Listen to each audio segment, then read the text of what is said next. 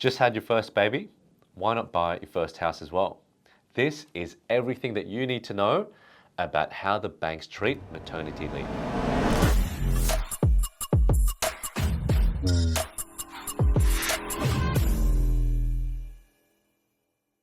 Imagine this.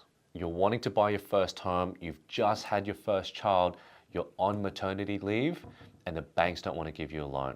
That used to be the case in lending, but the rules have shifted quite a lot.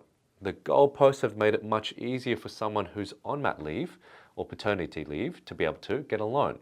Traditionally, the way that the banks see it is if you're currently on maternity leave on half pay or parental paid leave, if you've got a letter from your employer that says, hey, Mrs. Jones, we confirm that you're coming back to work on this date, on this salary, back to full-time or on part-time or whatever it might be.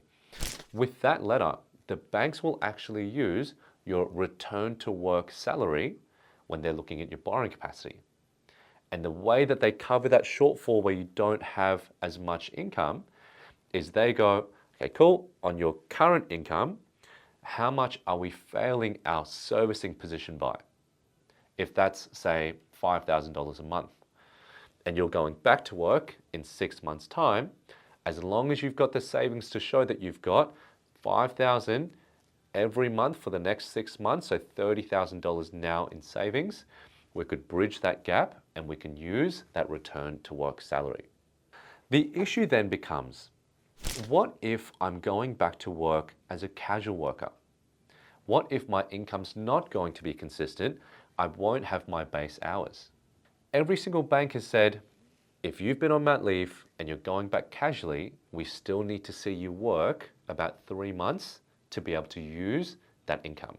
One of the banks have actually come back recently and said, if you're back, your first payslip back from maternity leave as a casual worker, we will use that payslip and annualize the full thing out to the full year, as long as you've had history in that employer. And so that's been a game changer. We recently just had someone approved for an $800,000 loan versus $250,000, $230,000 with some of the other banks. And it wasn't bad lending because this person was actually a doctor and they were going back to casual work, but on quite consistent hours. And so it is quite a lifeline for people who need this policy and who are in that bracket of contract work or casual work, anything that's not permanent. Guys, this is all the more reason to come and see a broker because you don't know what you don't know. And in this space, the rules change every single week, every single month. New policies come out with all of the different banks. We're a free service. We want nothing but the best thing for your financial future. So come see us and we'll let you know. We'll somehow be able to, I'm sure, make it work for you.